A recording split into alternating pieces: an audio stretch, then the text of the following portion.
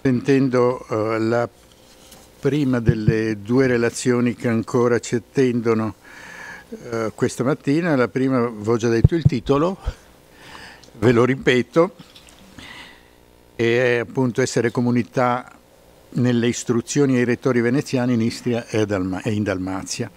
Do la parola subito a Alessandra Rizzi. Grazie. Le istruzioni ai rettori veneziani erano raccolte nelle cosiddette commissioni compilate per ciascuna comunità soggetta ad ogni avvicendamento del responsabile dell'amministrazione periferica, così dal 200 almeno in avanti. Quelle relative ai distretti istriani e dalmati fra XIII e XV secolo consentono anche di seguirne la progressiva affermazione come modello documentario nel periodo in cui muta la presenza di Venezia in una regione strategica per la sua stessa sopravvivenza. A quest'area appartengono anzitutto i primi esemplari duecenteschi pervenuti in forma di giuramento prodotti in prima persona dall'inviato o di commissione vera e propria dalla formula d'inizio, committimus, preceduta dal nome del doge in carica, e a seguire le istruzioni impartite in seconda persona nobili viro veneziano eletto al governo periferico. Nel corso dello stesso secolo le istruzioni ai rettori, sedimentatesi inizialmente in registri consiliari, furono successivamente raccolte in registro dedicato, reggimento per reggimento, assumendo col tempo caratteri e forme stabili del formulario di commissione. Si ebbe cioè il passaggio progressivo dal capitolare giurato, che ripropone gli impegni formali assunti dal rettore all'indomani dell'elezione e prima di assumere l'incarico, alla commissione ad personam, inserita via via all'occorrenza e dove possibile nel registro originario, man mano che prendeva corpo la presenza veneziana nell'area, talora intervallata da impegni assunti ancora in prima persona, producendo oscillazioni nel formulario normativo, fino alla commissione anonima. Si trattò in sintesi della graduale affermazione di modelli documentari per accogliere le direttive che in forma di libello i rettori dell'area adriatica avrebbero condotto nei reggimenti loro assegnati e che a fine mandato avrebbero restituito alla cancelleria veneziana o talora in originale o copia trattenuto con sé a futura memoria di un personale cursus honorum. I formulari di commissione, esito di questo processo di formazione documentaria, individuerebbe infine il comune veneciarum, il rettore, suo terminale con compiti di connessione, coordinamento e promozione delle prerogative locali, e la comunità in quanto soggetti di una relazione politica di governo, superando così il modello del capitolare giurato centrato sulla figura dell'eletto de Maiori Consiglio veneziano. Va chiarito che qualsiasi riflessione su questi testi e il loro significato documentario non può non tener conto della mancanza di strumenti di corredo, repertori soprattutto, e della necessità di chiarire ulteriormente il loro processo di formazione con riferimento sia alle vicende materiali che ai contenuti normativi. Quanto alle città istriane e dalmate in particolare, il passaggio a Venezia, che avviava una nuova relazione politica e di governo e comportava la presenza di un nobilis vir veneziano al vertice dell'amministrazione periferica e la necessità di adeguare la governance delle terre soggette a nuove necessità e mutati equilibri, ebbero ripercussioni sulle commissioni per il governo delle comunità, in particolare sulla stesura e poi l'aggiornamento delle istruzioni destinate a comporle. Basterà accennare soltanto alla progressiva penetrazione veneziana nelle città della costa istriana e dalmata, a partire almeno dal secolo XII, all'intrecciarsi cioè di rapporti di fedeltà e protettorato col comune veneciarum, che la forza delle cose avrebbe trasformato con modalità e in tempi diversi a seconda dei casi in soggezioni de iure nei primi decenni del secolo XIV, ritrattate poi per la Dalmazia in particolare, all'inizio del successivo. Vicende note. Come pure il ricorso alle dedizioni e ai pacta per regolare in quest'area la convivenza politica e amministrativa delle comunità adriatiche e del comune Veneciarum. Pacta, va ricordato, che pur consentendo a una presenza, quella veneziana, di trasformarsi in dominio di fatto e pur non abolendo l'unilaterale e comunque preminente volontà sovrana, fissavano i fondamenti di tale signoria, accettazione dunque del primato e dell'egemonia marciane, ma anche riconoscimento dell'identità e delle prerogative di ciascuna comunità, riflettendo una statualità contrattuale, flessibile e partecipata. Più concisamente, come assunzione reciproca di impegni, essi fungevano da garanzia per entrambe le parti di funzionamento di un dominio accentrato e partecipato. Nello strumento pattizio quindi si sono evidenziati la fase contrattuale, le procedure negoziali, il ruolo tendenzialmente unitario delle parti in causa e quindi la natura bilaterale. Allo strumento pattizio allora è stata riconosciuta la funzione di innescare un processo di divisione del potere e di configurare rapporti di reciprocità e quindi la capacità di restituire quell'immagine dello Stato policentrico e composito in cui ogni terra e comunità aveva dinamiche e termini di sudditanza propri, margini di contrattazione diversi e peculiari dialettiche tra centro e periferia. Si è più volte insistito infine quanto esso contasse per le parti contraenti che giurando si impegnavano ad osservarlo. Quel che invece non sarebbe stato sottolineato a sufficienza, come si cercherà di fare, è l'attinenza fra documento pattizio e mandato del rettore veneziano, soprattutto in questa fase di ridefinizione dei rapporti veneto-adriatici.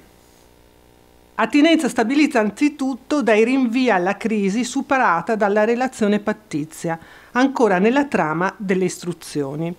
Così nello Juramentum del 1204 il conte di Zara si impegna fra l'altro a non stringere alcuna pacem nullanque trevam, senza il consenso del doge e della maggioranza del consiglio, e giura nel contempo di non aver mai fatto e mai accadrà fidelitatem ali cui coronate persona, eloquenti seppur rapide allusioni alla crisi appena rientrata, che aveva ricondotto la città dal controllo ungherese a quello veneziano.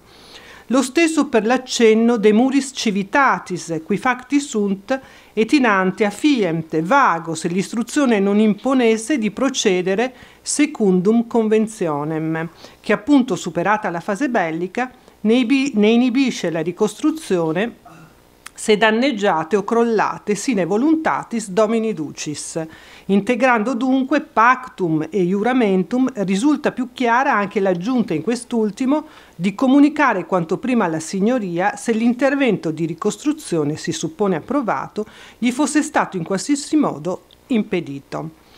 La Commissione inoltre può rinviare al patto, obbligando per esempio l'ufficiale veneziano ad agire secundum conventionem e la comunità a osservare omnia quae continentur in pacto scripto, come accade ad esempio sempre nel giuramento del conte di Zara del 1204 e del 1248, che si riferiscono ai patti stipulati a ridosso rispettivamente nel 1204 e nel 1247, ma le stesse raccomandazioni ricorrono anche nel formulario del capitolario redatto posteriormente al 1298. Rinvii dunque agli strumenti pattizi anche a distanza dalla loro stipula. La loro precisione, in qualche caso inoltre, è l'ennesima conferma del valore accordato all'instrumentum. Così nella commissione al conte di Sebenico del 1322 gli si raccomanda il rispetto di quanto compreso in instrumento facto, de submissione nobis facta, de dicta civitate, per essere più precise, scripto manu bonincontri, notari curie nostre, e ancora non bastasse, quod ipsi de Sebenico pene se habent. Da notare inoltre il travaso di contenuti pattizi, in particolare nelle commissioni per i rettori inviati nelle comunità dalmete ed editizie a Venezia nei primi decenni del Trecento. Ancora Zara, 1313, ma anche Arbe, 1321, Sebenico, 1322, Traude lo stesso anno e Spalato, 1327. Documenti ad personam che avrebbero funto da formulari per i funzionari a venire, come confermato anche da alcune aggiunte posteriori ai testi originari. Si ritrovano anzitutto pressoché invariati anche nel dettato i privilegi pattizi che delimitano il campo di intervento giurisdizionale del rettore veneziano, come e con chi il rettore governerà e renderà giustizia, e i margini di autonomia invece della comunità, con le note distinzioni fra ambito civile e criminale e cause più gravi, che definiscono nel contempo la gerarchia delle fonti in una sintesi dei sistemi giuridici della capitale e della comunità operanti in loco, consuetudine e statuti, quando presenti o contemplati da una parte, arbitrium dall'altra. Dal patto la Commissione può riprendere inoltre le disposizioni che precisano l'ufficio del rettore, la durata del mandato, l'ammontare del salario e le modalità di pagamento, la consistenza della famiglia e dei salari per i singoli servitori e funzionari. Ancora la fonte pattizia nei divieti che marcherebbero all'interno delle commissioni la distanza fra inviati del governo centrale e comunità soggette, con lo scopo di evitare il radicamento e qualsiasi forma di coinvolgimento dei funzionari nei luoghi di stanza. E lo stesso doveva valere per i loro parenti, quindi consueti divieti di ricevere qualsiasi forma di finanziamento aggiuntivo, salvo le solite deroghe in natura, di socializzare in occasioni conviviali con i locali, di esercitare la mercatura. Un'origine pattizia anche per disposizioni particolari, per quella ad esempio che autorizza homines spalati a esportare da Venezia nella città dalmata materiale da costruzione, lignamen, lapides, coctas et cuppos, esente da dazio per uso personale, previa dichiarazione scritta del conte alla curia ducale, o quella che disciplina la tenuta del sigillum communis arbis. Patto e commissione a un livello decisamente più alto possono condividere lo stesso sistema di valori. Un esempio per tutti.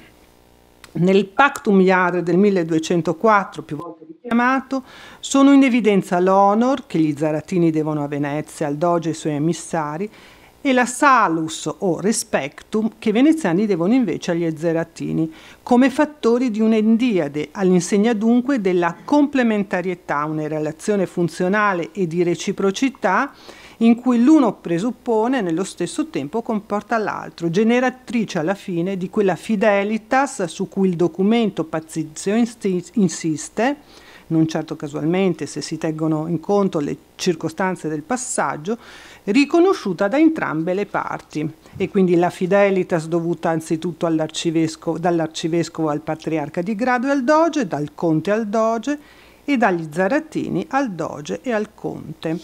Honor, salus, fidelitas dunque sono altrettanti termini concetto di netto significato politico e istituzionale su cui si sarebbero fondate le relazioni di dominio, premessa dunque da una parte per le affermazioni di sovranità e dall'altra parte per le richieste di partecipazione e le rivendicazioni di autonomia, autogestione e autodeterminazione future.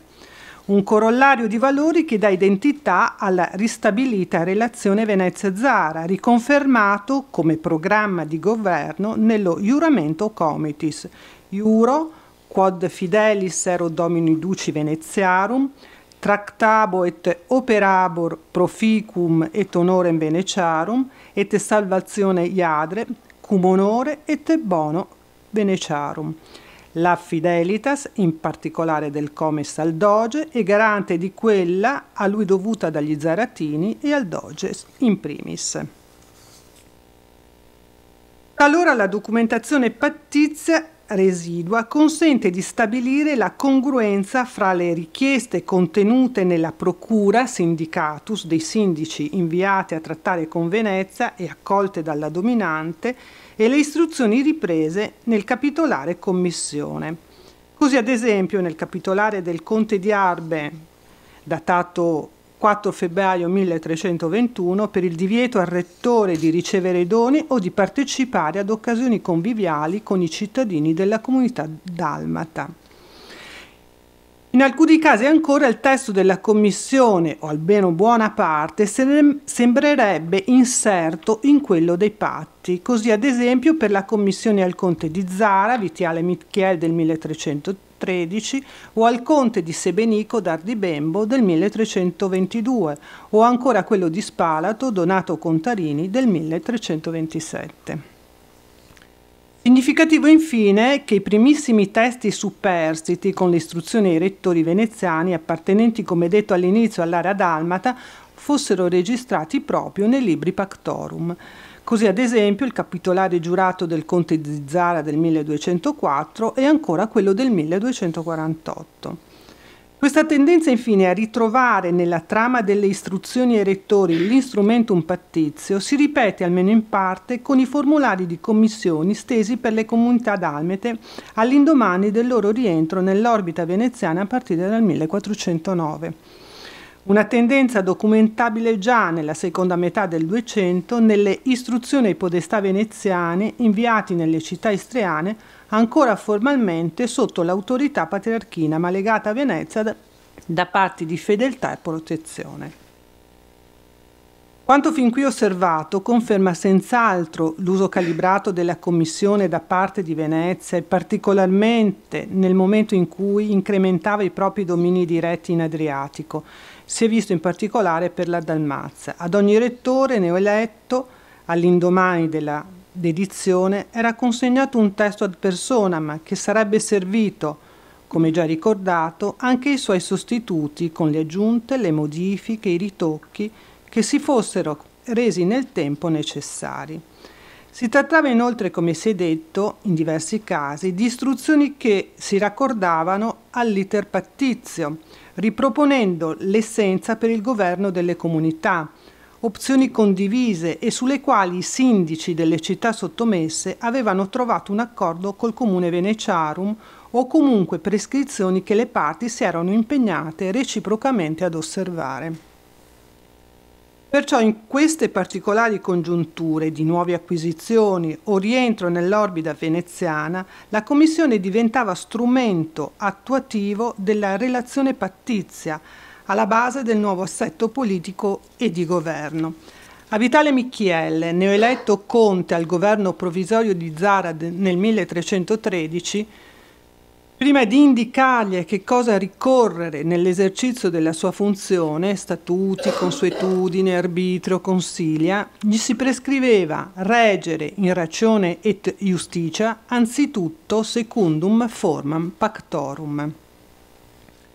Nelle cose dunque che la Commissione potesse anche raddrizzare clausole pattizie rivelatesi pericolose o inopportune, come ad esempio eludere di poter continuare a reggersi con i propri statuti, come a suo tempo è stato osservato per alcune comunità nella terraferma o in quelle del Dogado.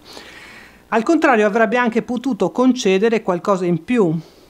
Nel giuramento per il conte di Zara del 1248, stilato poco tempo dopo il Pactum Iadr del 1247, con cui si era risolta la rivolta anti-veneziana dello stesso anno, sebbene il rettore abbia liberum arbitrium in omnibus factis et negotiis e si chiarisce ut continetur impactor in ito intervenenza et iadram, si preferisce che si consulti con i suoi giudici veneziani, consiliabor et tractabo cum meis consiliari de Venezi. In quel rapido ma eloquente inciso c'è tutta la consapevolezza, la situazione lo permette, di attenuare il dettato pattizio, recuperando almeno in parte la situazione di qualche anno prima, quando nella commissione al conte neoeletto Leonardo Querini del 1243 era stata facoltà di eleggere 2 consiglieri veneziani coi quali avrebbe dovuto giudicare. La Commissione, come già sottolineato, luogo di condivisione di valori e contenuti, di mediazione e sintesi dei sistemi giuridici covigenti nella comunità, rifletteva nel contempo la partecipazione e il coordinamento degli istituti centrali e periferici operanti in loco. Era quindi strumento di mutua garanzia per dominante e dominati, uniti da un giuramento pattizio di buon governo, sovrano e partecipato, con un punto di raccordo, il rettore, che avrebbe dovuto assicurare proficum et honorem veneciarum e salvationem terre a lui affidata, e in razione et justitia mantenerla. Così a Zara, Capodistra, Spalato, salvezza e giustizia che per gli assoggettati, di cui Venezia era garanzia, incarnando negli attributi. Lo avevano ben chiarito gli Spalatini al momento della loro dedizione a Venezia nel 1327.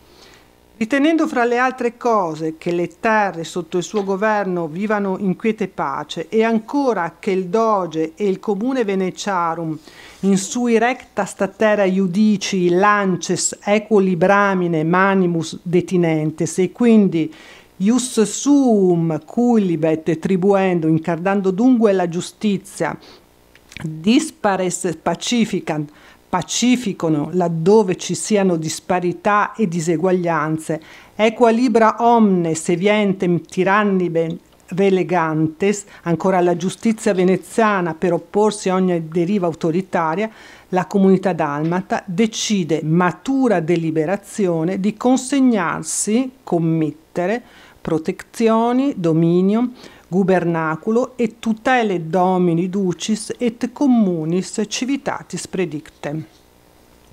La commissione infine diventava un riferimento per tutti.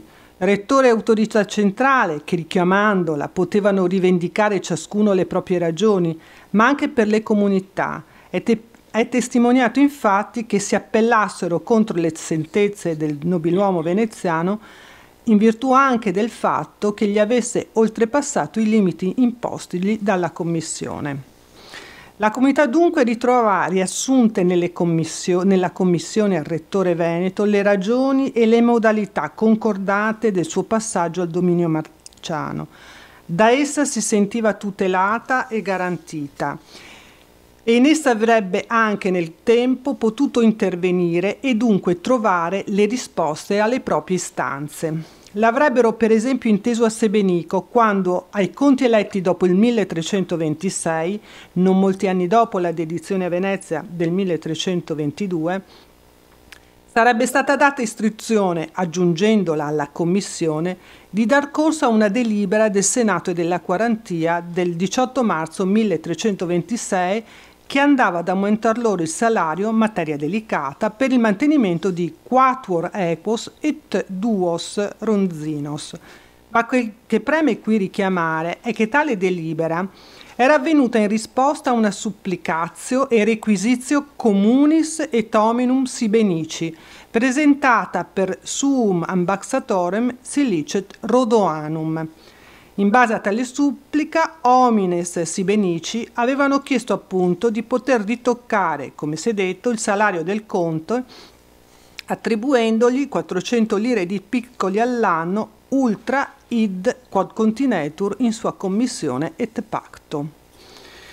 Strumento dunque ambivalente, in esso infatti avrebbero potuto realmente convivere istanze complementari, le necessità di ordine e gerarchia del centro, con i bisogni di partecipazione delle periferie. Non si sbaglia forse se si guarda alla commissione, più evidente nei momenti di passaggio a Venezia, come al testo che raccoglie, riscrivendoli e perciò ribadendoli a ogni avvicendamento al vertice dell'amministrazione periferica, i presupposti e le regole su cui si fonda la permanenza nella compagine veneziana o più semplicemente come al testo rappresentativo dell'essere comunità soggetta a Venezia. La necessità di aggiornare la governance nei domini produsse anche in questo caso, come anticipato all'inizio e come per la dedizione al comune veneciarum, ebbe ripercussione sulle commissioni producendo correzioni e aggiunte continue ai corpi originari. A riguardo non si può procedere che molto rapidamente. Per quel che concerne i formulari delle comunità delle commissioni delle comunità istriano-dalmate, le aggiunte furono inserite con un sistema cosiddetto trasversale, cioè per esteso in una commissione con preferenza per l'intera area, per Capodistria, Pasenatico, Pola, e ripetute in forma abbreviata nelle altre. Quanto ai contenuti, possono riprendere e perfezionare disposizioni già presenti nei corpus originali, contestualizzandoli nelle diverse realtà locali, oppure presentare emergenze nuove in una dialettica tra generale e particolare che riflette una volontà di aggiornamento su diverse questioni: mandato del rettore, materia commerciale e militare, opere pubbliche, corruzione interna. Frequente come sembra è la richiesta alle comunità di cooperare, per esempio combattere il contrabbando e gli infideles al dominio veneziano. Si evince ancora che periferie e capitale condividono analoghe preoccupazioni nell'amministrazione della giustizia e nella gestione delle rispettive finanze. Nel tempo poi si resero necessarie delle riscritture per riordinare i formulari originali modificate dalle aggiunte e dalle correzioni continue e in parte soltanto recepite dai registri successivi, da far pensare all'esistenza di altri registri formulari ormai perduti. Con la proiezione veneziana nell'entroterra inoltre si segnalano corpi di aggiunte sia per i testi dell'area adriatica che delle comunità in terraferma, Vicenza e Verona per esempio. Questo modo di aggiornare le istruzioni commissioni e rettori veneziani, a partire già dal secolo XIV, comporterebbe una progressiva individuazione di aree, ambiti di sintonia normativa. Si sarebbe proceduto in sostanza a rinviare a situazioni analoghe, senza tuttavia perdere di vista le specificità locali, garanzia di tutela per le comunità, piuttosto che procedere a una unificazione tout court, appiattendo su un testo valido per tutti, tendenza confermata dalla riforma delle commissioni di Andrea Gritti del 1534. Riassumendo in conclusione, il riposizionamento della presenza veneziana in area adriatica, in Istria e in Dalmazia ebbe esiti sulla compilazione e l'aggiornamento delle istruzioni consegnate ai rettori veneziani inviati nelle comunità soggette. Nella fase iniziale le commissioni funsero da strumento attuativo dei patti. Questi dovevano garantire alle comunità adriatiche, in linea di principio, quel passaggio concordato a Venezia che, quando possibile, ne avrebbe rispettato istituti, norme e consuetudini, coordinandoli a quelli centrali, e si sarebbe adoperata per la loro difesa e sviluppo. Le commissioni furono in estrema sintesi il riflesso dell'essere comunità all'interno del dominio marciano. Nel tempo poi le commissioni evidenziarono, come sembra, l'intenzione da parte del centro di collegare le comunità in un sistema di cooperazione di valori, interessi condivisi. La formazione infine di registri formulari si sviluppò in parallelo all'affermazione della presenza veneziana in quest'area, così come il passaggio dal formulario in forma di capitolare giurato a quello della commissione vera e propria. Un iter documentario, in sintesi, che risentì dei rapporti fra Venezia e le comunità della costa istriano-dalmata fra XIV e XV secolo. Grazie.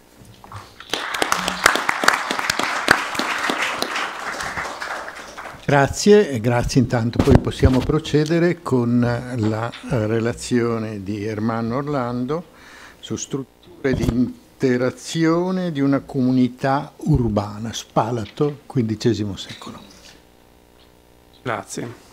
Ecco, allora io faccio un salto ad una dimensione molto più bassa, nel senso che mi occupo di una comunità particolare, una comunità urbana, nella fattispecie Spalato nel 400, e poi vedrete mi occuperò poi proprio di un caso specifico, quindi cercherò di analizzare le strutture delle comunità spalatine attraverso l'analisi di un caso specifico.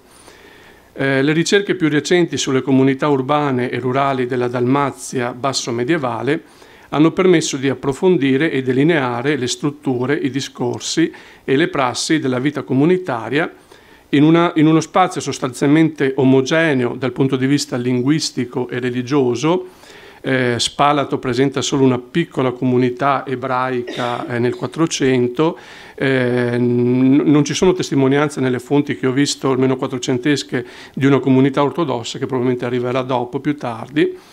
Ecco, dove quindi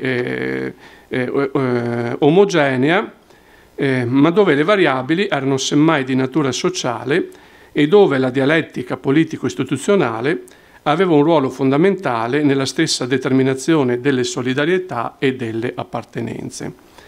In questo contesto, l'identità comunitaria fondava innanzitutto sulla lealtà, fiducia nel comune cittadino, nelle sue strutture di partecipazione politica e nei rapporti che ne derivavano in termini di consenso e di responsabilizzazione collettiva. L'immaginetta che vedete è una mappa di Spalato che si trova qui nella chiesa di Santa Maria del Giglio, nella facciata della chiesa stessa. Vabbè, qui vi ho messo una mappa della Croazia, ma penso che tutti sappiate dov'è Spalato.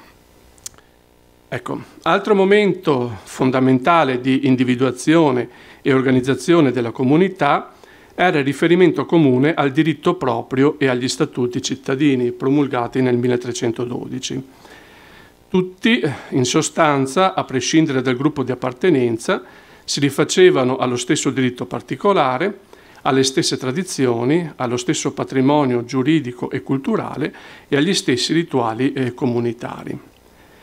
La storiografia ha più volte sottolineato le capacità identificative e regolative del diritto proprio, la sua funzionalità e le sue proprietà legittimanti, a partire da, mi permetto di citarlo, da un bel saggio del professor Ortalli proprio sui rapporti tra Curzola e gli statuti, al punto da rappresentare quindi un fattore essenziale di funzionamento della comunità e da generare coesione, consenso e solidarietà sociale, ma anche da diventare elemento di distinzione e differenziazione tra i gruppi. Da qui la presenza quindi così capillare e diffusa dello statuto in ogni aspetto della vita quotidiana e delle relazioni comunitarie e la sua profonda conoscenza a qualsiasi livello della società, tanto da costituire un elemento di disputa e di rivalsa tra i gruppi che ne rivendicavano in esclusiva il diritto o il potere di interpretazione. Dopo il comune e gli statuti, il terzo livello di strutturazione delle comunità dalmate era la stratificazione, diciamo, giuridico-cetuale, sancito dagli stessi statuti, in particolare la distinzione tra patrizi e popolani. Solo ai patrizi era assicurato il godimento pieno dei diritti politici, essendo loro riservato il monopolio della giurisdizione del comune e l'accesso ai suoi uffici di governo. I patrizi avevano quindi il controllo in esclusiva dei consigli cittadini e dei processi politici e decisionali del comune. Ecco, ovviamente questi diritti implicavano la formazione di rapporti reciproci e solidaristici capaci istintivamente poi di ingenerare all'interno del gruppo appartenenza, consenso, cooperazione e fiducia, e quindi a fondare la comunità. Allo stesso modo però anche l'esclusione da questi diritti suscitava nei popolani un simile sentimento di appartenenza comune e di forte identificazione, anche emotiva. Tanto più che l'azione politica e la partecipazione alla vita pubblica non si esaurivano all'interno degli spazi definiti e codificati dei consigli e del comune, ma si alimentavano, l'abbiamo già visto, sentito anche stamane, di altri canali più informali, ma altrettanto legittimi, come le relazioni clientelari, le interazioni economiche, la contrattazione con il rettore veneziano o l'intensa dialettica con le istituzioni di appello della capitale veneziana. Ecco, per questo motivo, diciamo, gli studi più recenti, soprattutto alcuni saggi recenti di Oliver Smith, hanno diffidato dal leggere i rapporti tra patrizi e popolani, come spesso in passato si è fatto, solo in termini antagonistici e conflittuali. Questi rapporti rimandano piuttosto che a relazioni, diciamo, di tipo oppositivo, rimandano a categorie che sono meglio identificabili in termini di competizione, di emulazione, di una certa fisiologica interazione tra i due gruppi, capaci quindi di esprimere una densità di legami e una frequenza di connessioni tali da suscitare anch'essi solidarietà, cooperazione, reciprocità e fiducia.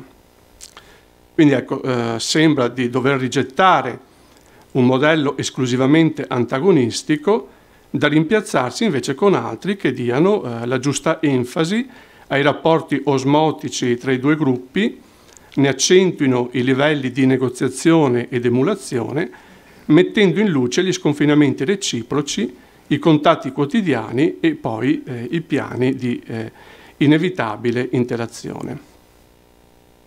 Altro livello, ce ne sarebbero altri, no scusate, ce ne sarebbero altri per livello di identificazione comunitaria, era rappresentato dalla distinzione tra cives, residenti e forestieri, includendo in quest'ultima categoria in particolare gli immigrati dall'entroterra balcanico, soprattutto profughi dalla metà del 400 davanti all'avanzata turca, le comunità straniere provenienti dallo spazio adriatico, quindi per lo più mercanti, oriundi o da Venezia o dalle Marche, da Firenze spesso e dall'Italia centrale o dalla Puglia, e quindi l'esigua comunità veneziana a servizio del conte e del suo staff, e poi una guarnigione di soldati stranieri stanziata a protezione del castello, un centinaio in tutto, tutti anche per statuto di provenienza straniera.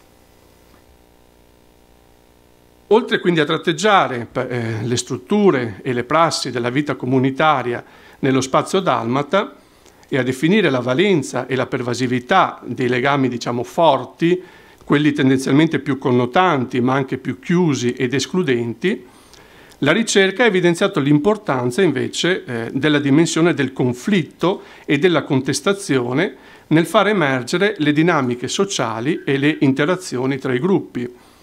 Le tensioni e i fattori di stress rimangono tra le maggiori variabili esplicative dei processi sociali di una comunità urbana come appunto quella di Spalato, contraddistinta da un'intensa dialettica politica interna e da una conflittualità latente.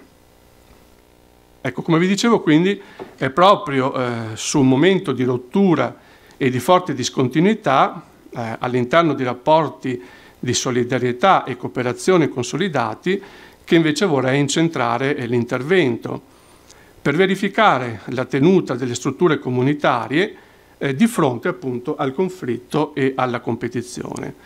Quindi l'analisi verterà su una vicenda specifica, quello di Pietro Bubanic, un nobile spalatino catturato e fatto prigioniero dai turchi nel 1468.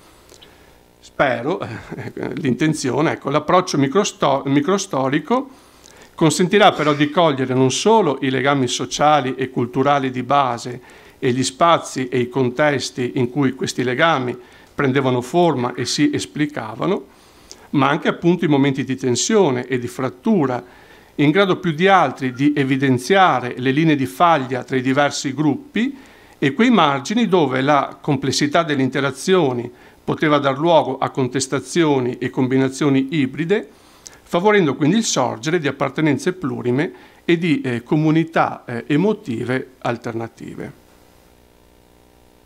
Ecco, Pietro, figlio di Giorgio Bubanic, apparteneva ad una delle famiglie eminenti di Spalato, da tempo insediata nei consigli comunali, quindi avvezza ad un ruolo di preeminenza sociale e politica all'interno delle strutture formalizzate del potere cittadino.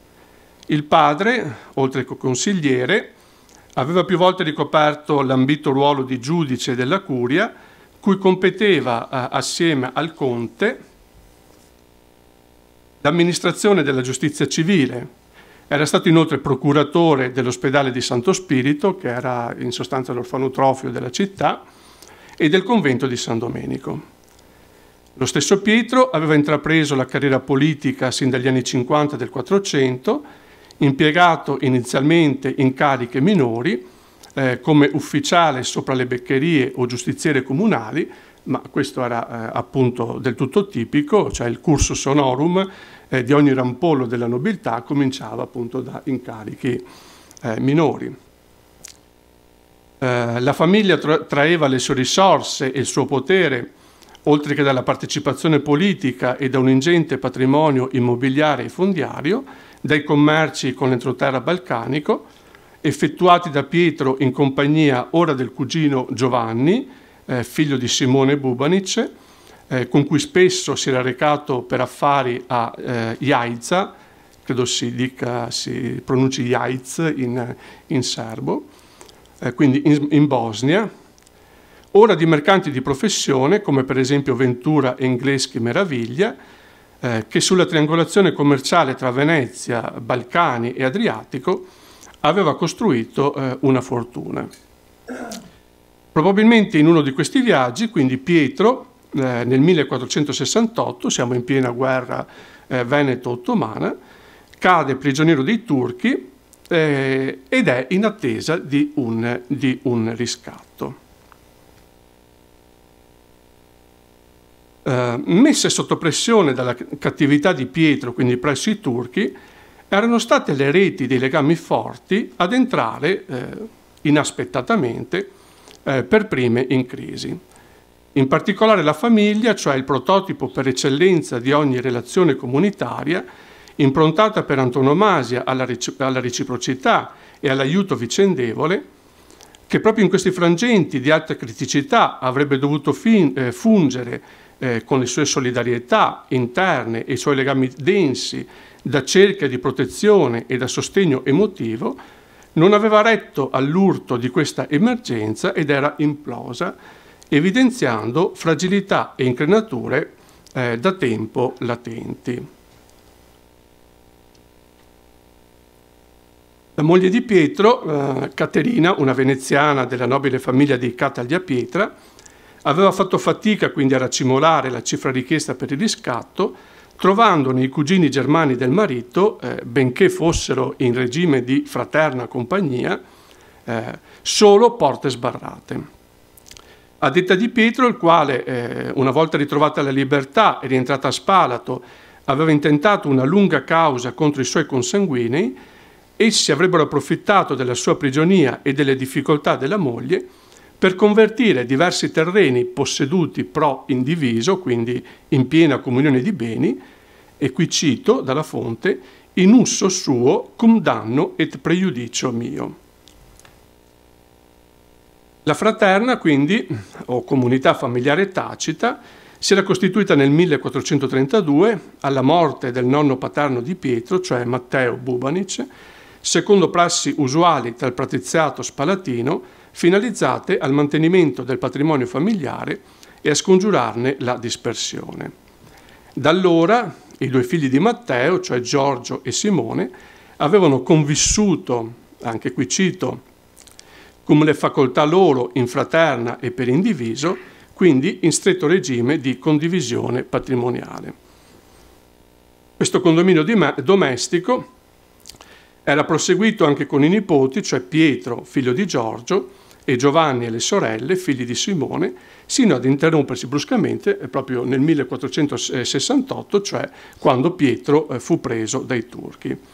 Sino a tale data i cugini avevano quindi continuato a gestire in monte il patrimonio familiare e a dividersi ogni anno alla metà le rendite da esso derivanti. Per rientrare in possesso di questi beni e diritti usurpatoli dalla sua stessa famiglia, Pietro si era rivolto presso il tribunale comitale, avviando sin dal 1473 una serie di cause, sono veramente molte, contro Giovanni, nel frattempo deceduto, e le sorelle. In particolare aveva chiesto il riconoscimento della proprietà indivisa di diversi terreni di cui si erano impossessati abusivamente i cugini approfittando della prigionia, reclamando quindi la quota di sua spettanza, previa divisione degli immobili da parte di ufficiali comunali, e il versamento della metà delle rendite, nel frattempo esatte su questi beni, una cifra computata forfettariamente in 200 ducati. Il tribunale gli aveva dato ragione, disponendo nel novembre 1477 la divisione pro dimidia di questi beni contestati. Ecco, dopo la famiglia però anche le solidarietà di ceto erano entrate in crisi. Cioè le strutture portanti della comunità patrizia, fondate sulla comune appartenenza, la condivisione dell'eminenza sociale e politica, il mutuo consenso e un certo grado di concordia, ma anche ovviamente su una naturale e collaudata dipendenza e cooperazione reciproca fra gli individui, quella cooperazione che doveva essere capace di garantire sostegno e protezione in caso di necessità. Ecco, queste strutture avevano dato segnali di scollamento di fronte alla cattività di Pietro, dimostrando come le stesse interazioni sociali dense potevano quantomeno allentarsi davanti a situazioni impreviste di conflitto o di emergenza. Nonostante quindi la forte identificazione di Pietro con i propri pari, il suo attaccamento anche emozionale alla comunità patrizia e i legami congeniti di coesione sociale, egli si era sentito nell'occasione tradito dal gruppo di cui era un membro legittimo e da sempre ovviamente stimato, cercando invece e trovando solidarietà e conforto in altre reti di protezione più fluidi e informali, ma altrettanto significative e funzionali nella situazione di criticità determinati dalla sua prigionia. Quando la moglie aveva cercato, la fonte dice, per quante vie e modi a essere possibile di poter trovare denari per riscoder me de mande turchi, nella sorda appunto indifferenza della famiglia, nemmeno la comunità patrizia aveva quindi funto da scudo di protezione, come forse Pietro aveva sperato, attivando quei meccanismi di mutuo sostegno e cooperazione che ne avrebbero favorito la pronta liberazione dalla cattività in cui era caduto. Anzi, in quel frangente, in molti si erano dileguati e gli avevano voltato le spalle, trovando piuttosto solidarietà e conforto in persone non appartenenti al gruppo patrizio. Tra questi un mercante e speziale di origine italiana, cioè Bertano del Fulapo, peraltro molto attivo sulla piazza di Venezia, si era offerto di anticipare alla moglie 50 ducati dietro costituzione di un pegno adeguato in oro, sto sempre citando, argento e perle. Questo finanziamento avrebbe permesso a Caterina di ottenere parte della liquidità necessaria per il riscatto del marito. Purtroppo ecco, la cifra non è mai citata, però ritengo che fosse una cifra appunto notevole. Dal canto suo Bertano aveva promesso di portare con sé in custodia il pegno sino a Venezia, dove era diretto per affari, e una volta là di consegnare i preziosi al padre di Caterina, cioè Bartolomeo, che ne avrebbe prontamente saldato il prestito. Solo a questo punto, ingolosito dei pegni esibiti e macchinando di entrarne in qualche modo in possesso, un nobile, cioè Matteo de Papalibus Papalic, e qui vi ho messo il gotico Palazzo Papalic appunto che si trova a Spalato, una delle famiglie patrizie più insigne e influenti della città, si era fatto avanti rivendicando alla casta una sorta di priorità nei meccanismi di erogazione dell'assistenza, ottenendo da Caterina, cum multe belle parole, come Ditto sapeva dir, di subentrare a Bertano nel prestito di 50 ducati. Inoltre Matteo aveva nell'occasione chiesto alla moglie di Pietro, per le sue attività di rappresentanza nella capitale lagunare e ad ostentazione del suo status nobiliare, il prestito di una delle vesti più sontuose del guardaroba del marito, cioè un mantello e abbinato ad una veste, del valore di almeno 10 ducati. avrebbe dovuto restituirla al ritorno da Venezia, ma non l'aveva mai fatto, convinto che mi non insirò mai demande turchi, quindi sciupandola, logorandola e prestandola a destra e a manca sino a consumarla del tutto. Questa veste, usata quindi con disprezzo da Matteo sino alla consunzione, aveva in qualche modo rappresentato per Pietro un'allegoria del tradimento consumato ai propri danni da parte del gruppo patrizio.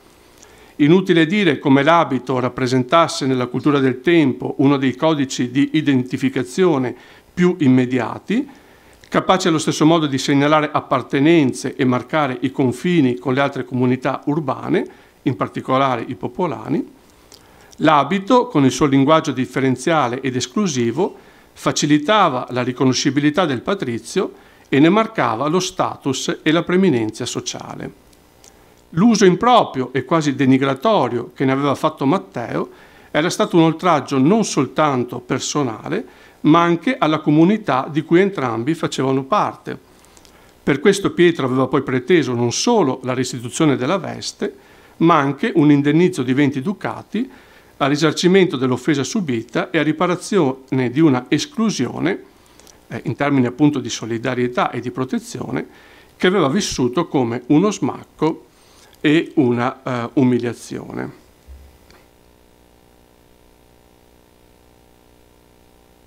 Quindi il conforto e le solidarietà che i legami comunitari densi, cioè la famiglia e il patriziato, gli avevano negato, Pietro li aveva trovati nelle istituzioni e negli ordinamenti comunali. Qui vedete in questa immagine appunto il palazzo comunale di Spalato. Non appena ottenuta la libertà e rientrato a Spalato, Pietro era stato immediatamente reintegrato nel suo ruolo di consigliere, dignità spettante di diritto ad ogni membro dell'aristocrazia locale, e aveva ottenuto sin dal 1471 l'ufficio di esattore delle decime, del vino e delle biade, rientrando così nella rotazione degli uffici cittadini. Soprattutto aveva trovato nel diritto proprio e nel sistema di giustizia comunali il sostegno e le protezioni giuridiche di cui necessitava per intraprendere la sua azione di redenzione sociale e personale e di rivendicazione dei diritti che gli erano stati indebitamente usurpati. Quindi questi diversi procedimenti giudiziari avviati da Pietro erano stati tutti contrassegnati innanzitutto da una fede veramente direi quasi assoluta e incondizionata nelle proprietà legittimanti del diritto proprio, anche in termini di appartenenza e di inclusione comunitaria. In ogni processo egli aveva dimostrato, ma questo è abbastanza tipico ed è stato dimostrato anche da studi recenti di qualsiasi membro della comunità spalatina a qualsiasi ceto appartenesse, c'è questa conoscenza profonda, quasi intima del diritto proprio degli statuti e questa capacità quindi di ricorrere agli statuti per difendere i propri diritti. Quindi ecco, un ricorso quindi fitto agli statuti comunali, ogni volta collegati pro favore iurium suorum, con una precisione di riferimenti e un grado di dettaglio che appunto non sorprendono, visto, come vi dicevo, la confidenza di ciascun soggetto con la ricca tradizione normativa e consuetudinaria locale e la sua accettazione come elemento primario di funzionamento e di identificazione comunitaria. Non entro ovviamente negli esempi, non ci sarebbe tempo, ma voglio solo ribadire la fiducia assoluta riposta da Pietro nel diritto proprio, interiorizzato sino a divenire un modo di essere e di pensare, in grado quindi come pochi altri, in quanto fattore basilare di organizzazione comunitaria, di generare processi di inclusione e di solidarietà sociale. Allo stesso modo, anche la fiducia nel sistema di giustizia comunale e il profondo rispetto delle sue procedure altamente formalizzate, capaci di canalizzare la disputa e neutralizzare la violenza, a sua volta innescando discorsi di coesione sociale e di identificazione appunto comunitaria, avevano offerto a Pietro le solidarietà e il conforto negatogli dalla sua famiglia e dal gruppo patrizio. Il ricorso massiccio e sistematico alla giustizia era stato, nel suo caso, un mezzo, il più immediato, per recuperare quei legami di appartenenza allentatisi durante la sua cattività e quella confidenza nelle strutture e nelle pratiche della vita comunitaria, fondate sul consenso, che i tradimenti subiti avevano fatto, diciamo, vacillare. Qui vi ho messo una delle tante pagine appunto di questi processi che hanno per protagonista Pietro Bubanic. Quindi la fiducia, per arrivare un po' alle conclusioni, la fiducia nelle istituzioni comunali e nel sistema di giustizia cittadino aveva rappresentato per Pietro un propellente da cui partire per rimbastire i legami e i discorsi comunitari sfibrati dalla sua cattura nelle mani dei turchi. Tuttavia, nell'immediato, Pietro aveva dovuto contare, piuttosto che sul sostegno, diciamo, dei legami sociali densi e maggiormente strutturati, cioè quelli legati appunto alle comunità familiari o alla comunità patrizia, sulle solidarietà invece informali, sulla protezione delle cerchie amicali, su quelle comunità emotive fondate, piuttosto che sull'appartenenza comunitaria in senso stretto, sulla condivisione di interessi commerciali reciproci o di spazi di sociabilità comuni. Anzi, l'emergenza aveva evidenziato il carattere dinamico e dialettico delle appartenenze comunitarie, la flessibilità appunto dei discorsi identitari, prospettando una pluralità di legami e una interscambiabilità di rapporti in cui le dimensioni del formale e dell'informale finivano per essere strettamente integrate tra di loro. In questo contesto quindi non era raro che l'aiuto, anche emozionale, potesse arrivare da altre reti di solidarietà e cooperazione, da altri spazi di protezione e inclusione, quindi da altri legami sociali, anche se più deboli e meno convenzionali, provocando fenomeni comuni di identità transitorie e multiple, capaci allo stesso modo di generare inclusioni, coesione sociale e fiducia reciproca. Nel caso di Pietro era stato in particolare il mondo della mercatura, come vi dicevo, con cui da sempre egli aveva condiviso interessi e imprese, a garantirgli quel soccorso finanziario di cui aveva bisogno per pagare il proprio riscatto. Quindi mercanti di indubbio peso sociale e politico in città come Ventura Meraviglia o Battista del Fuggiovani da Gubbio gli avevano anticipato per loro umanità il denaro necessario ad affrancarlo dalla cattività in cui era caduto. Fosse stato invece per i suoi pari, con cui condivideva la comune appartenenza patrizia, forse mai sarebbe uscito de man dei turchi, come alcuni di loro, in particolare appunto i Papalic, avrebbero addirittura sperato. Ecco, bisogna dire che i Papalibus si erano difesi da questa ingiuriosa e infamante accusa, lesiva del loro onore e della loro lunga tradizione di servizio alla comunità spalatina, replicando con profondo rammarico che se c'era stata invece una persona in quel tragico 1468 che aveva aiutato e servito Pietro più che tutto il suo parentado, questo era stato proprio Matteo de Papalibus, il quale nell'occasione si era appunto prodigato per soccorrere l'amico e compagno. La veste di cui dicevo, divenuta poi la pietra dello scandalo, Matteo mai l'aveva chiesta in prestito, semmai l'aveva avuto impegno, cioè questa è la sua difesa, dalla moglie, a cui aveva anticipato 8 ducati per il pagamento del riscatto, conservandola poi con tutte le accortezze e le cure del caso. Quindi i Papalibus erano rimasti costernati e sgomenti davanti alle accuse di Pietro, ritenute del tutto ingiuste e immotivate, visto il ruolo giocato da Matteo nel liberarlo, e davanti a questa irriconoscenza e ingratitudine non avevano potuto far altro che ricorrere ad un proverbio antico della città che recitava: chi la gente ingrata serve, tutto quel che fa el perde. E qui chiudo veramente, ecco.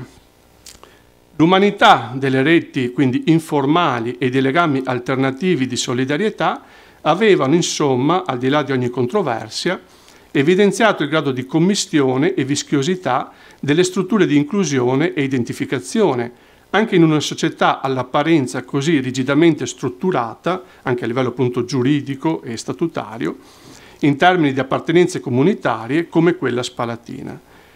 È una riprova di quanto certi modelli rigidi e oppositivi di lettura e interpretazione delle dinamiche comunitarie siano del tutto da rigettare, specie in una realtà come quella dalmata, contrassegnata piuttosto da una intensa interazione tra i diversi gruppi, da rapporti di osmosi e condivisione reciproca, da molteplici livelli di cooperazione e negoziazione, oltre che di mutua emulazione, e da contatti intensi e quotidiani, capaci quindi di attivare quelle appartenenze multiple e quelle comunità emozionali di cui qui si è voluto brevemente, attraverso un caso specifico, di cui si è voluto rendere conto.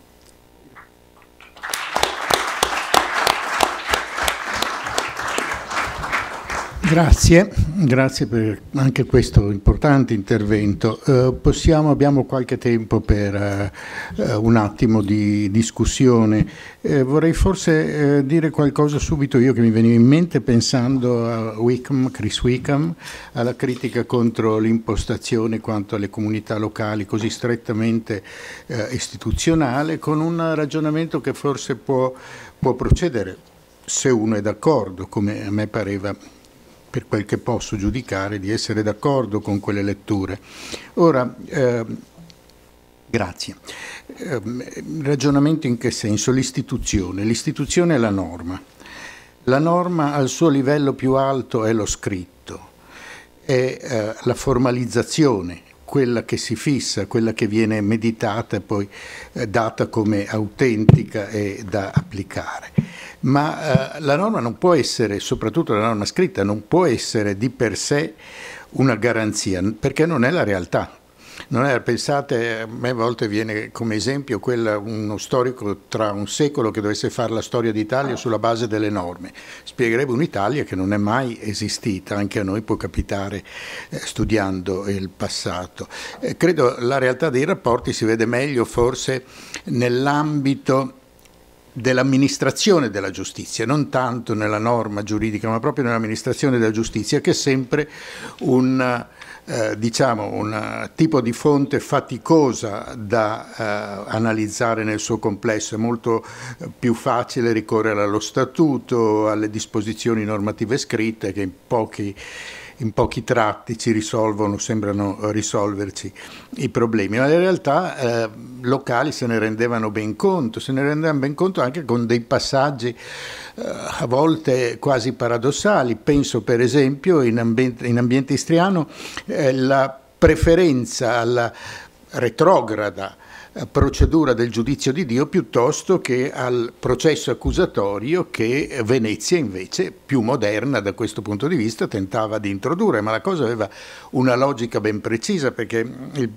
processo e l'autorità, il potere giudicante in sede processuale ha la capacità di intervenire politicamente e quindi la comunità, il gruppo subordinato si fidava di più del giudice divino in mano alla religione e ai preti piuttosto che al giudice laico. Questo riguarda poi un altro ragionamento che mi veniva in mente a cascata, cioè quello sul diritto veneziano, sulla pratica giuridica veneziana. Io penso che se avesse dovuto applicare la giustizia, il caso che ci ha fatto Luciano Pezzolo sarebbe andato diversamente, sarebbero stati tenuti in galera tutti e due quelli là. Invece è stato proprio il meccanismo diverso della libertà anche politica del potere giudicante. Ma qua mi viene in mente sempre un elemento che forse non è ancora uscito, quello della logica della giustizia veneziana e veneta, cioè la gerarchia delle fonti. abbiamo una gerarchia delle fonti che è anomala, non ha, mi pare, corrispondenti negli ambienti più prossimi dell'Europa continentale, per dire. Forse il caso più simile è quello dell'amministrazione della giustizia inglese, perché nella gerarchia delle fonti non c'è quello che c'è in quel periodo quasi dovunque, il diritto comune, lo ius comune. Venezia lo rifiuta, sarà per l'ideologia che la porta a un antagonismo rispetto a un diritto che è anche imperiale e via dicendo, ma è lo statuto, cioè lo ius proprium, poi il precedente, ma poi la cosa che mi sembra sempre stupefacente è l'arbitrium, che Venezia metta tra le fonti giuridiche, le fonti del diritto, l'arbitrio, che naturalmente non è l'arbitrio nostro, ma è l'arbitrio del buon giudice che giudica rettamente, secondo giustizia, allora può essere sciolto dalla norma, perché appunto il giudizio arbitrario non è la violenza, ma è il rispetto della giustizia nel modo più assoluto. Mi scuso per queste, diciamo, considerazioni che mi venivano in mente proprio sentendo tutte le relazioni di stamattina. Io credo che stamattina ci siamo misurati con interventi di livello alto, tutti di livello alto, che si accompagnano bene alla prolusione di ieri di Oliver Smith. Quindi questo delle comunità diventa un mondo sempre più articolato, sempre più difficile, sempre più complesso, ma sempre più importante, mi pare. Comunque mi scuso di questa intromissione, chiedo subito se ci sono domande che vengono dalla sala. Qualcosa di particolare o qualche cosa anche di più generale, o qualche domanda anche tra di noi? Posso fare io una cosa? Volevo, in riferimento sia alla produzione del professor Varanini sia poi all'intervento di Luciano Pezzolo, cioè io ho riscontrato questa difficoltà, che poi era stato all'inizio anche la mia difficoltà, a coniugare il termine comunità a comunità urbana. Quando mi è stato proposto questo tema da Oliver un paio d'anni fa e il titolo di questa cosa era appunto la comunità urbana di Spalato, io, come dire, le cose insieme non riuscivo tanto a legarle, ma l'ho capito perché c'era una tradizione storiografica italiana importante che, come dire, aveva coniugato questo concetto di comunità soprattutto in riferimento alle comunità rurali. Mentre tutti i rapporti solidaristici, conflittuali, di identificazione, eccetera, urbani, venivano meno connotati dal termine comunità. Diventa più semplice, però ecco, volevo un confronto anche con Luciano Pezzolo e con il professor Varanini, diventa più semplice invece coniugare, come dire, utilizzare il termine comunità in riferimento alle realtà urbane se al plurale. Cioè, se invece che dire comunità urbana, parlo delle comunità urbane. E allora in quel senso riesco ad entrare, come poi ho tentato di fare nella relazione. Però questo a me sembra un retaggio storiografico. Volevo, ecco, se è vero oppure è solo una... E comunque se c'è effettivamente questa difficoltà a rapportarsi alla città e al comune anche in termini di comunità. Chiedo subito a Gianmaria se ha ancora 5 minuti da regalare. Minuto ce l'ho ancora. Ma dunque è un discorso molto complesso. Ecco, credo che si debba distinguere abbastanza nettamente, come dire, io ho ascoltato con grande interesse questo Spalato, perché per me è un mondo. Mi è capitato occasionalmente di studiare anche, come dire, trapianti di cultura amministrativa e giuridica, diciamo, provenienti dall'Italia comunale, diciamo, con questi territori. Qualche anno fa ho studiato, e avrei anche voluto pubblicarlo, un bellissimo formulario di un cancelliere che si chiama Giovanni da Prato della Valle, che come dire, lavora prevalentemente per 20 anni appunto nelle comunità dalmate in diverse città, ecco, e in questo formulario ci sono delle tracce evidentissime di questo suo tentativo di portare un certo tipo di procedure, un certo tipo e anche un certo tipo di mentalità. Ecco, però credo che si debba distinguere nettamente le città di terraferma e le città lombarde o emiliane che hanno, come dire, una tradizione secolare di sviluppo diciamo, e anche di riflessione giuridica alle spalle, ecco, rispetto a queste più piccole demograficamente, probabilmente più semplici come dire, socialmente, ecco, città della Dalmazia, dove, come dire, il problema della rappresentanza, per esempio, che in città come Verona e Brescia si pone nel 400-500, ma anche nelle altre città di terraferma, si pone in termini immediati, ecco, e quindi il problema poi della identità del singolo rispetto alla comunità è chiaro, è mediato anche dalle istituzioni, ecco. Quindi io non so, appunto, non conosco la storiografia sulle città dalmate, ma credo che una comparazione, no, ecco, a questo livello sarebbe estremamente interessante, magari facendola con i centri minori delle città e dell'entroterra lombardo e veneto, piuttosto che con le città maggiori. Ecco, così a impressione mi verrebbe da... Grazie. Luciano, forse se vuoi venire qua, c'è un posto. Grazie. Il punto sollevato da Ermanno sul concetto di comunità è cruciale. Anch'io fino a poco tempo fa pensavo che comunità significasse comunità, parentesi, rurale, chiusa parentesi. Ma ho qualche dubbio a riguardo. Sul piano metodologico che cosa cambia? Studiare una città o un villaggio? Nulla. Nulla, è una questione di scala. A noi interessano le relazioni. Una comunità è un insieme di relazioni in un quadro istituzionale. Se sia un villaggio rurale o una città non cambia nulla. Tra l'altro,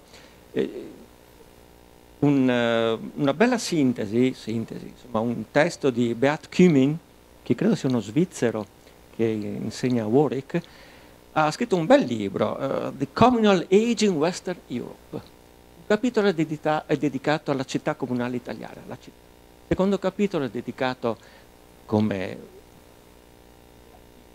villaggio rurale tedesco. Il terzo capitolo è dedicato a una parrocchia inglese, città comunale, una comunità. Vedo già Maria che non è convinto, ma pazienza. Cioè, per carità, le tangenze ci sono, però non le vediamo, cioè nella società c'è un certo tipo di convenzionalità e di formalizzazione dei rapporti che è diverso da quello comunitario, dove c'è un discorso, diciamo, di reciprocità, no? È come nella economia di Polanyi, no? Cioè il livello della reciprocità assoluta è quello, diciamo, comunitario, familiare, ecco. Poi c'è il livello, diciamo, della redistribuzione della giustizia, cioè, voglio dire, ci sono anche qui appunto problemi di scala, ecco. Purtroppo devo scappare, scusate, ma mi dispiace tantissimo perché vorrei riprendere anche questa idea di se tu riprendi lui perde il tempo. Sì, lo so. L'idea di trapianto di sistemi amministrativi e giuridici nello spazio adriatico, io penso che dobbiamo anche riflettere in termini di uno spazio giuridico comune. Naturalmente le dimensioni demografiche sono molto diverse tra la Dalmazia e anche città minori della terraferma. Comunque pare molto interessante che per esempio nel 400, quando Venezia riviene nella Dalmazia meridionale, incontra un sistema di amministrazione che è talmente ben sviluppata che Venezia non ha bisogno di un grande apparecchio amministrativo e è un sistema che si distingue anche di un livello altissimo di un'amministrazione scritta, anche nello spazio rurale. E perciò questo è anche un po' il fondamento per la mia domanda a Alessandra Rizzi, perché lei ci ha dimostrato anche l'importanza di queste istruzioni come strumento di potere e anche diciamo, di un testo classico che struttura anche le comunità. Ma comunque è un strumento nelle mani del governo, della casta di questa elite, il patriziato veneziano. Ma comunque, avendo anche in mente la tradizione giuridica nell'Istria, anche nella Dalmazia, che fa parte integrante di uno spazio giuridico, ci dobbiamo anche porre la domanda se in che misura l'interazione tra la centrale e queste comunità ha contribuito anche a strutturare le idee di comunità nel centro. E soltanto diciamo una comunicazione tramite questo strumento di potere da Venezia in periferia, o abbiamo da fare con un sistema molto più complesso? Perché se pensiamo per esempio al Settecento, a questa monografia famosa di Larry Wolff, Venice and its Slavs, esce chiaramente che questi testi prodotti nel centro, nella metropoli, sono non soltanto percepiti e ricevuti nella cosiddetta periferia, ma c'è una fortissima reazione proprio a causa dell'appartenenza comune a uno spazio giuridico e culturale, in questo caso anche linguistico. Non dimentichiamo che per esempio l'Università di Padova ha formato per secoli anche l'elite della zona, e forse la prima sessione di questo convegno aveva anche, diciamo, una certa vocazione spaziale, che dobbiamo anche cominciare a pensare termini non soltanto binari come centro-periferia, ma anche di un sistema. Allora, la domanda è che possiamo anche nell'esempio di queste istruzioni parlare o analizzare una certa interazione che aveva anche una ripercussione venendo, diciamo, dello spazio adriatico nella metropoli.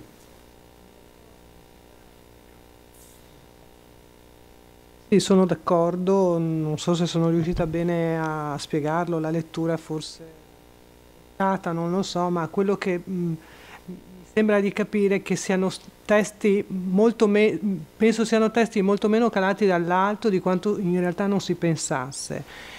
Questo proprio lo si vede nella trama del discorso, insomma, come sono compositi, ma non solo perché sono delibere che si aggiungono così, ma perché all'interno appunto dei corpi di questi testi si intravedono proprio interventi della comunità stessa, cioè quella mi sembra sia stata di Sebenico, che si ritrova sostanzialmente come forma di aggiunta, quella che era stata una supplica, non è un caso isolato.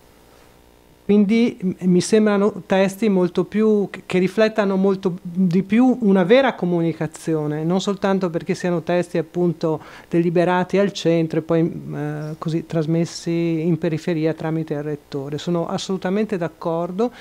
Il problema è, e questo lo si vede molto nella fase iniziale, cioè nella denizione, quindi questo rapporto abbastanza stretto per molti testi tra patti di dedizione e appunto e commissione. Il problema è che i patti che noi abbiamo non li abbiamo in vari momenti, fotografano vari momenti della pattuizione, quindi non sempre abbiamo il sindacato, cioè le procure, con quelle che sono effettivamente le richieste, almeno questo penso soprattutto per la fase trecentesca, che mi sembra la più interessante. È un'analisi che ho fatto abbastanza rapidamente, ma che ritengo che vada sicuramente approfondita, e sono d'accordo con il suo input e il suo suggerimento. Sì, signor Alonso.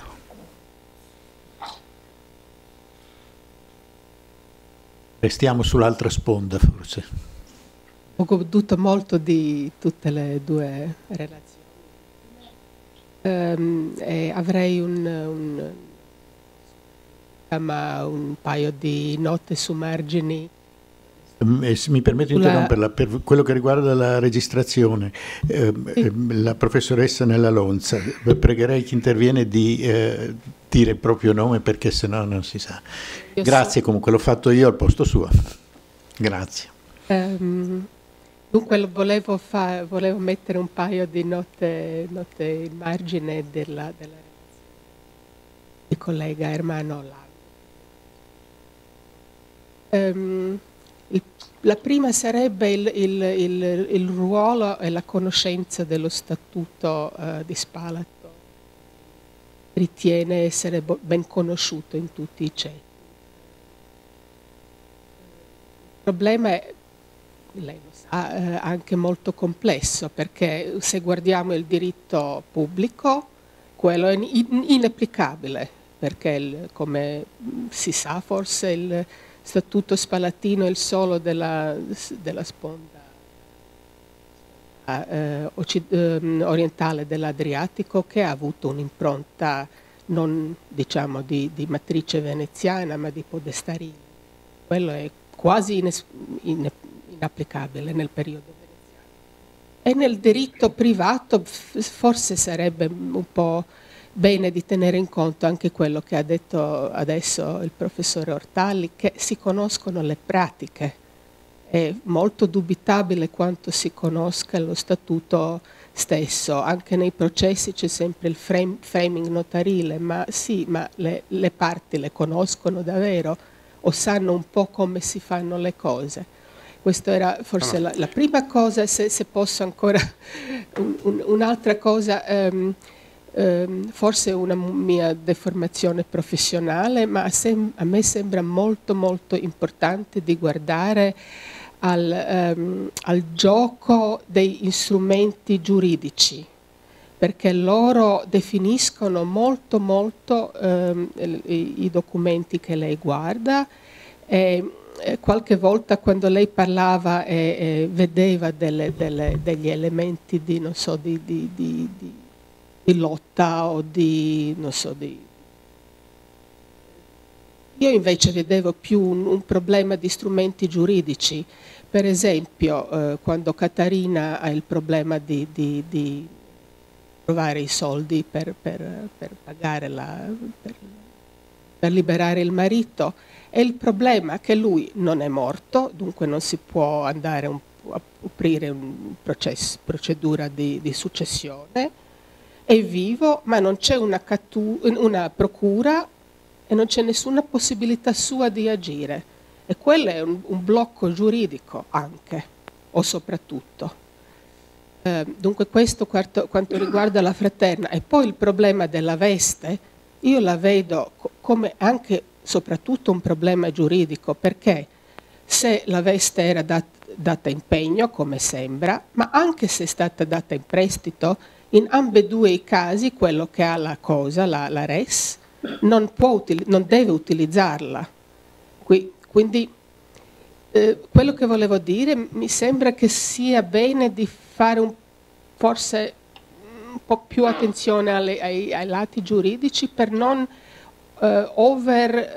interpretare le cose sociali, diciamo, perché qualche volta è forse un puro gioco di strumenti giuridici. Sì, vabbè, la domanda è molto complessa. Allora, innanzitutto sulla prima parte, sulla conoscenza degli statuti da parte della cittadinanza. Ovviamente io mi rifaccio io ho visionato abbastanza materiali processuali prodotti dalla curia, che è una curia giudiziaria del Conte di Spalato, con 4 giudici spalatini che si occupa soprattutto di civile, quindi di cause civili, E ovviamente è evidente e ha pienamente ragione quando dice che bisogna sempre stare attenti alla mediazione degli operatori del settore, dal procuratore, che era una figura comunque abbastanza debole, fino all'avvocato o dello stesso cancelliere che poi redige gli atti, quindi la mediazione e delle retoriche quindi legate a questa mediazione, quindi questo è fondamentale. Però a me è parso, ma non credo di essere stato l'unico, cioè, comunque è parsa notevole questa insistenza, questa, come dire, questa, in ogni processo da qualsiasi persona, chiunque sia la parte attrice, chiunque lo intenti questo processo, la puntualità nel citare i testi statutari passo per passo, quindi di libro tale, rubrica tale, titolo tale, passi tali, e di come dire, riportarli per intero e di suffragare quindi le proprie posizioni giudiziarie attraverso questo ricorso agli statuti. Il che è sicuramente una riprova, credo, di una profonda conoscenza, o quantomeno, ovviamente una conoscenza mediata, ma dell'importanza identificativa dello strumento statutario per la comunità. È una comunità che si riconosce pienamente negli statuti e che come dire, le azioni sociali, l'agire sociale si basa profondamente sugli statuti e viene regolato in base agli statuti. Quindi a me sembrava che questa è la prima cosa.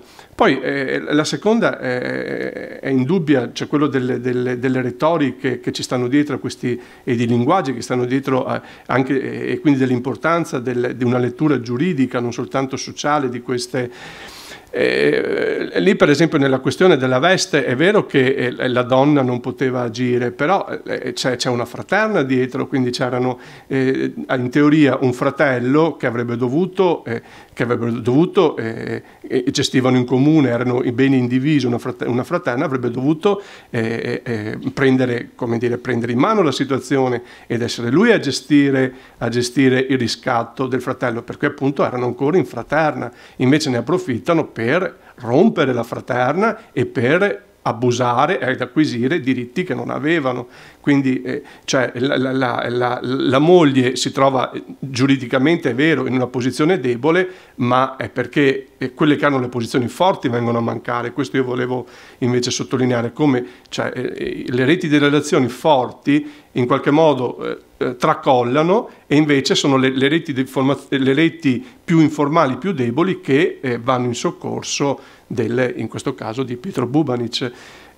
Ma ovviamente i rilievi sono del tutto pertinenti, magari starò più attento poi nel momento di calibrare il testo, ma però che comunque ci sia, non so se Oliver vuole aggiungere qualcosa, ma che ci sia comunque un'identificazione fortissima della comunità con i suoi statuti, questo mi pare innegabile.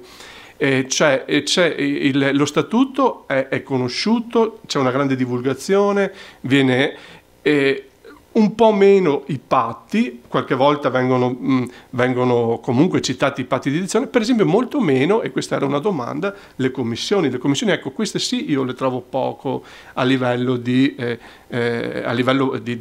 processi, di pratiche processuali, come momento di riproposizione anche di una identità e di un'appartenenza, perché probabilmente però la commissione è già più uno strumento, come dire, di Venezia, dello Stato, più che uno strumento della comunità. Però ecco, non vorrei complicare ancora di più. Vuoi aggiungere?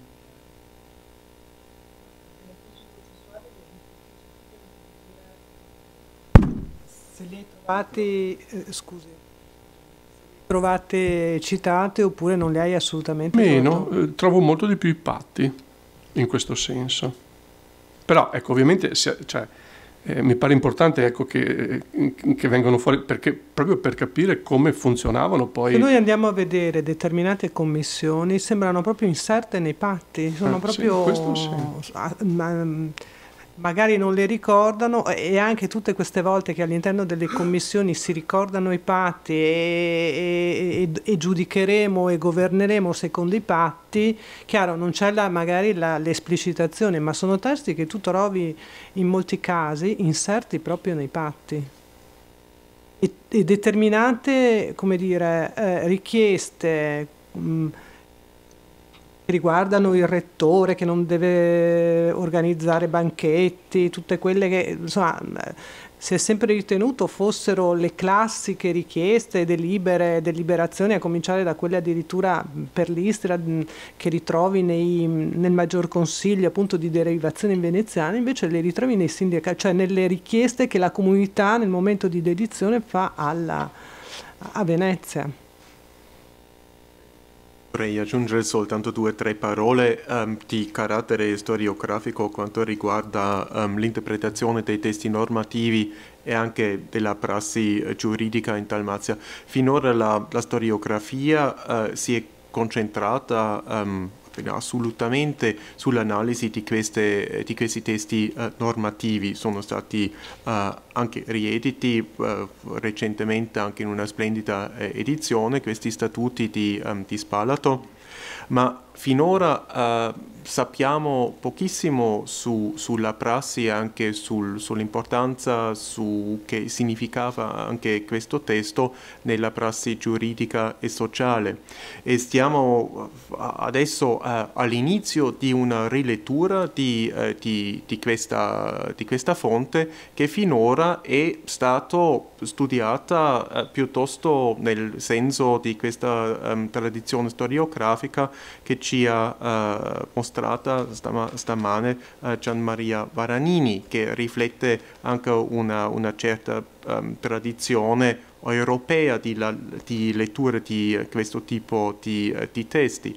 Ma la mia esperienza come lettore di fonti che riflettono questa prassi proviene soprattutto dal caso di Cocciula, di Curzola, e anche in questo caso naturalmente sempre tenendo conto della mediazione di esperti di giurisprudenza locali e anche forestieri come gli amministratori veneziani.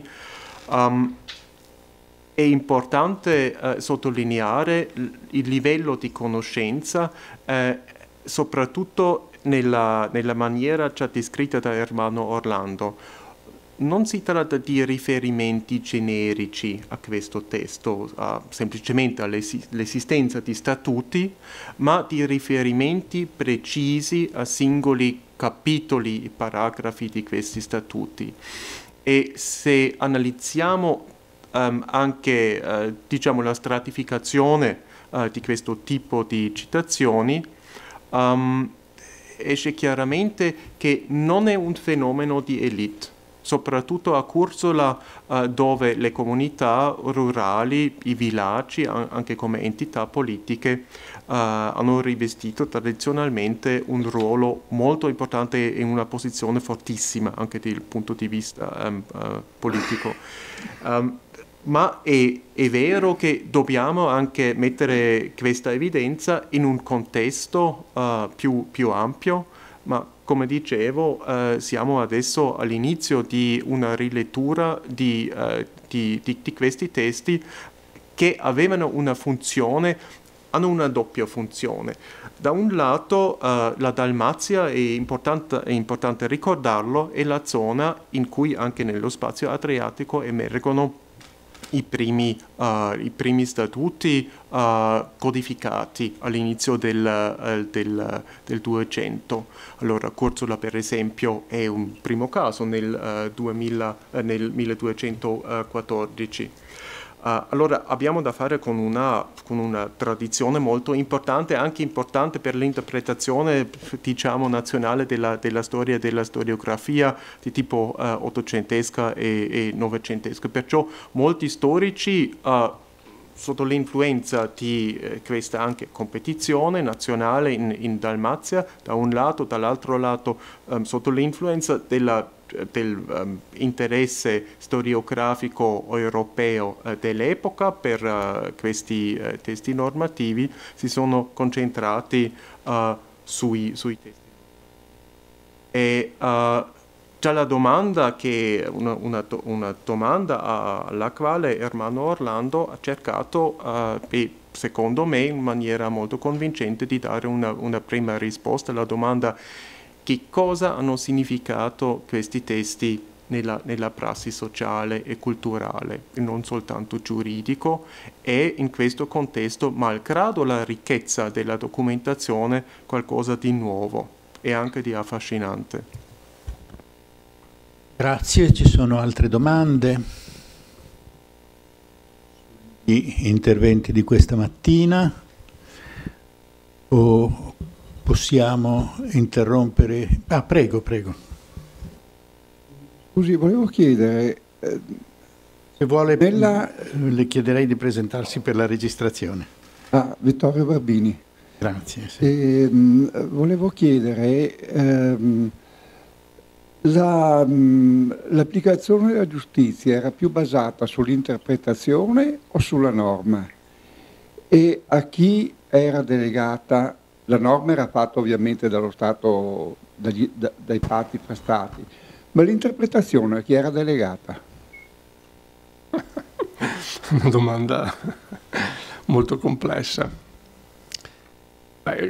Allora, come dire, la questione la differenza tra la norma e la prassi, proprio lo iato tra norma e prassi, ovviamente il privilegio di poter studiare fonti processuali è proprio quello, cioè di vedere non tanto, cioè di vedere proprio la prassi in azione, quindi vedere come la norma viene poi adottata e viene, come dire, diventa a misura di chi ne ha in qualche modo bisogno, viene misurata sulla persona, viene misurata sul caso, viene misurata sul processo, e quindi come diventa appunto, come prende forma a livello giurisprudenziale e a livello appunto di casistiche quotidiane. Chi interpretava, anche questa è una domanda molto complessa, nel senso che ovviamente il primo ad un livello più alto, cioè chi doveva interpretare la legge era il conte veneziano. Il professor Ortalli prima parlava dell'ampia discrezionalità o arbitrio lasciato al conte, ed era proprio in questo senso, cioè il conte doveva rispettare, ma non soltanto, tutto l'apparato, diciamo, giudiziario veneziano doveva rispettare gli statuti locali, la normativa locale, le tradizioni locali, la consuetudine, i patti nello stabilire appunto, cioè nell'amministrare la giustizia, però aveva ampi margini di discrezionalità nell'interpretarla poi questa norma. Questo però è un'impressione, non so se, ma questo però io temo che sia molto più vero per la giustizia penale che per la giustizia civile. Cioè nel civile in realtà la fedeltà, come dire, il rispetto degli statuti e della norma è molto più alta, anche da parte di un conte che, come dire, si mette a confronto con una realtà che non conosce e che gli è estranea, perché comunque parliamo di statuti che fanno, come dire, fanno riferimento al diritto comune, di cui a Venezia sappiamo l'estraneità rispetto appunto a questa. Quindi in materia civile il conte si lascia, come dire, è più invischiato e si lascia più trascinare dalle situazioni locali, è più immerso nelle situazioni locali. Mentre nel penale no, nel penale entra spesso a pie pari, perché ovviamente il penale ha una risultanza anche politica maggiore e quindi non so. Ecco, no, ma questo mi pare fondamentale, che quello che importa dal punto di vista politico è il penale, e quindi sul penale diciamo l'autorità è disposta. No, ma addirittura c'è la curia a Spalato, ma anche nelle altre città dalmate, la curia dei 4 giudici aveva competenza solo nel civile. Il giudiziario penale era di esclusiva riserva del conte. La curia aveva eventualmente facoltà di, cioè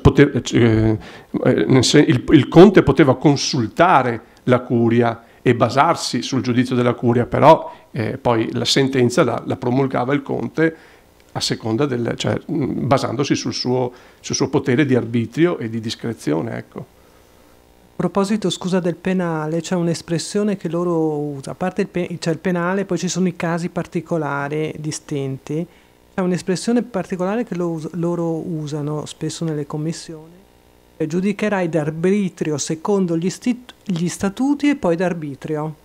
Attenti molto poi alle maggioranze, se il conte è dentro o fuori determinate maggioranze, per esempio invece nel civile, ma d'arbitrio secondo gli statuti e poi ribadisce secondo arbitrio.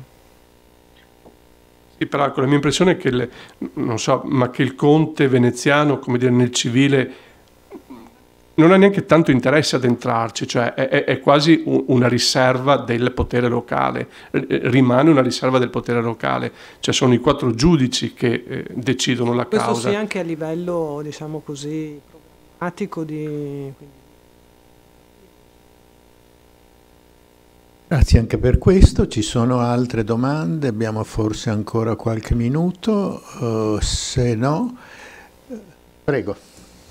Forse una precisione.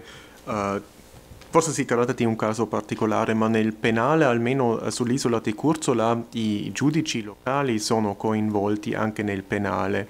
E qui vediamo che possiamo osservare una specie di gioco di potere tra il conte e questi giudici. E molto dipende anche, diciamo, del carattere, della volontà anche del conte di imporre la sua autorità a questa società locale, soprattutto perché all'inizio del secondo dominio veneziano a Curzola il conte è stato eletto dalla comunità del consiglio locale, una competenza che soltanto 20-25 anni dopo è stato trasferito alle autorità della metropoli. Quindi la sua domanda è estremamente complessa e qui perciò anche la casuistica, lo studio di casi esemplari, e mi ripeto, ci troviamo all'inizio di questa rilettura o lettura di questi testi, è molto importante anche per capire che molto spesso abbiamo da fare con un triangolo anche di competenze e anche di un conflitto su chi ha la competenza di interpretare il diritto locale. Tra la metropoli, il governatore veneziano supposto, che soprattutto nelle comunità più piccole agiva in una posizione spesso isolata, era da solo, accompagnato forse da un cancelliere, e le comunità locali.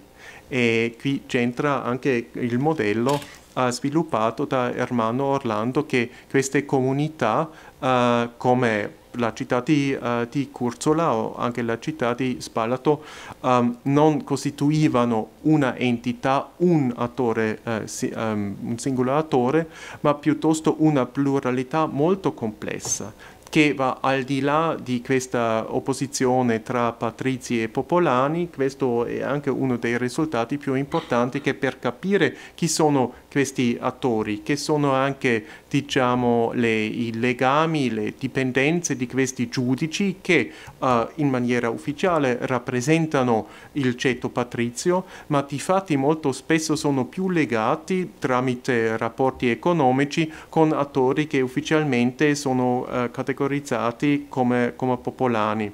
Allora il sistema è estremamente complesso e dobbiamo, per rivenire una delle osservazioni fondamentali di Ermanno Orlando, dobbiamo piuttosto pensare in un sistema che tiene conto da un lato dell'importanza delle istituzioni e del diritto, ma dall'altra parte anche di queste solidarietà, di queste pratiche più informali. E questo naturalmente crea un sistema di interpretazione molto più complesso, perché finora eravamo abituati a pensare in un sistema con le istituzioni, un diritto codificato, istituzionalizzato da un lato, e dall'altro questi due ceti sociali, patrizi e popolani. E riesce chiaramente di questa interpretazione che la realtà era molto più complessa. Bene, grazie anche per questa precisazione. Direi, se non ci sono altre domande, possiamo fermarci a questo punto, rivederci oggi pomeriggio alle 2:30, mi pare sia alle 14:30.